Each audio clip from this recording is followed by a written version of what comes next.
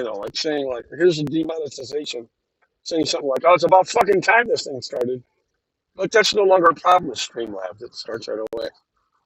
Oh man, I wish it would let us to start recording and then title it later. But maybe it's not allowed when you're doing live streaming.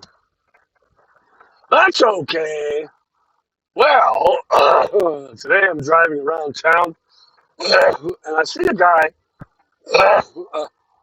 excuse me, having trouble walking as I have trouble breathing sometimes. I always have. Anyway, um, he's walking kind of stiff arm and stiff leg and in a semi-flailing motion, but he's still able to have forward motion. And he's not losing his balance at all. He's wearing some sweatpants and a black shirt, and I noticed that he's obviously pissed his pants. And he's not talking to himself, anything like that. Then I see him about maybe 100 feet down the road, walking to an entrance of a gas station, and apparently there's someone in a small sports car that was off in the corner there at the entrance. Entrances to gas stations are a pain in the ass, as anyone knows, especially at an intersection where most are located. Uh, and then, so the car stuck there, and it was almost as if perhaps maybe that car didn't see the guy and might have almost hit him. I don't know. But there were several people walking around. Later, I recognized as a local nurse at a elder. She's probably on break because she was quite far from her place of work. I've delivered there before, so I know. And so I was thinking, oh, well, she'll probably have to take care of the dude. And then I saw him try to. So there was people. Some of the people were trying to talk with him. He didn't want to talk. Uh, I saw him mouth the word something like just want to go to the bathroom, just want to use their bathroom. Well, like I said, it was a little too late. He'd obviously already started pissing, and maybe he was able to control it and wanted to finish off in the bathroom. And probably I just drove across the street. There's a local police station there, a substation. I let them know, and they say, hey, there's already cars out there. And I go, all right. So I drove back to the gas station. Again, it was only about 100 feet or so. And there were two cars there. And as I was pulling in, there's this one SUV in front of me, a black SUV. He's like barely going in, barely letting me in. I'm like, dude, come on. There's cars, there's traffic. Let me in the damn gas station. So one of the cops gets out of his car. He goes up to the passenger side of the black SUV. And right away, I'm like, oh, okay, well, that's an unmarked. So that unmarked guy was there too to maybe help out. I don't know, whatever. And so basically, they put the piss pant guy, in the back seat of one of the cars, not handcuffed. And I thought, well, I've never seen that.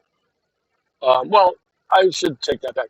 I have seen that, and I've experienced that myself. When in a car that I would have been driving, I know that's stalled out in the winter time or something like that. The local cops around here, they'll like sit in their car and warm up. I mean, if they know you, you'd probably be able to sit in the front seat. But a lot of times, cops have all kinds of crap in their front seat, the passenger side, and you're going to be sitting in the back anyway. Which no big deal. Kind of like I remember one time one cop let me sit in his car to warm up, and he said, if you feel any kind of way about it, you can leave the door propped open or whatever. The car's not going to go anywhere if the door's open. I'm like, what? Okay, if you say so. I guess he thought maybe, I thought maybe I was going to be paranoid about being in the back of a cop car with no handcuffs and still be taken somewhere. I don't know. I don't know what that was all about. Cop thinking whatever.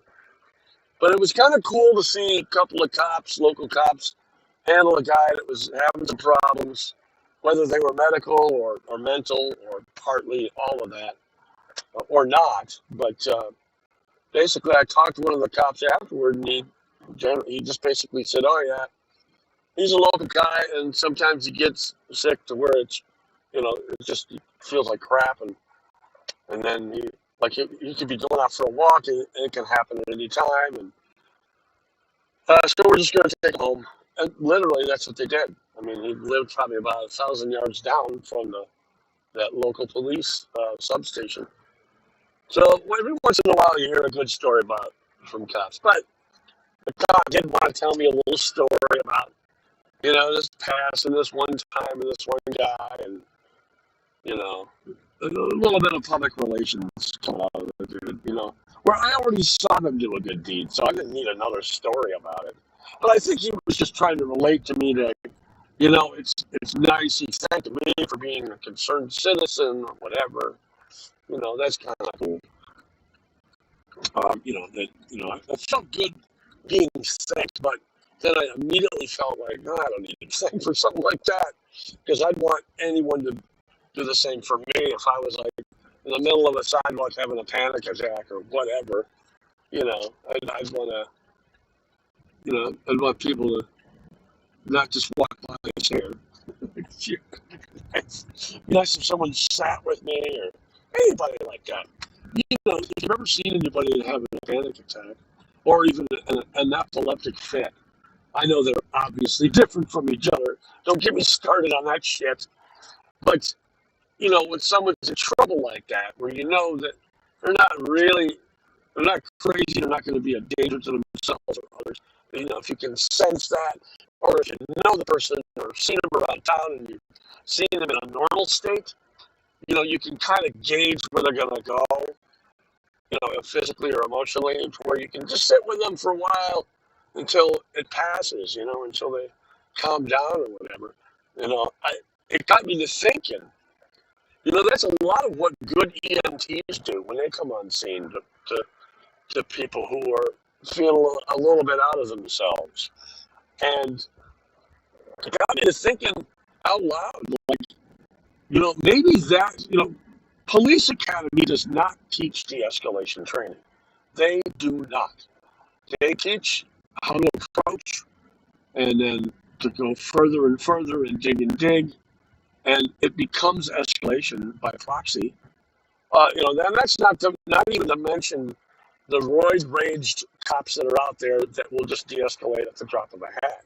If their ego is bruised. And it got me to thinking that, well, what if a requirement to become a police officer was that you had to,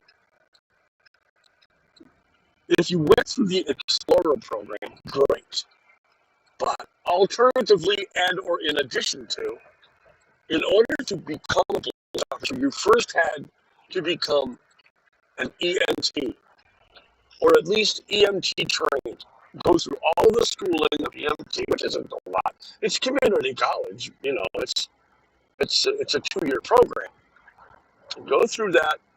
Also do a 2-year, either a simultaneous or a separate, maybe 3rd year, or simultaneously with the 2-year EMT.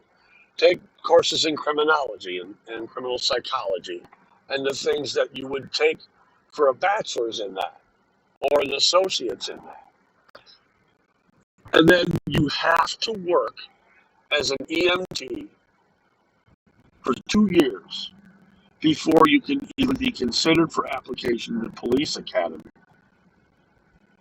Because by working as an EMT, my assumption is you come from a place of calming people down, de-escalation, getting them settled. Don't get me started about these EMT types that are going to do, catamaran or whatever the fuck it's called, catamaran or whatever, the K truck to calm people down. I mean, that's just bullshit. I'm talking with them, talking them down, whatever you can do. Obviously, if they're wildly agitated, and by agitated I mean not focused, just kind of blathering nonsense and physically vibrating, that to me is agitation beyond what you could probably normally do in helping someone calm down.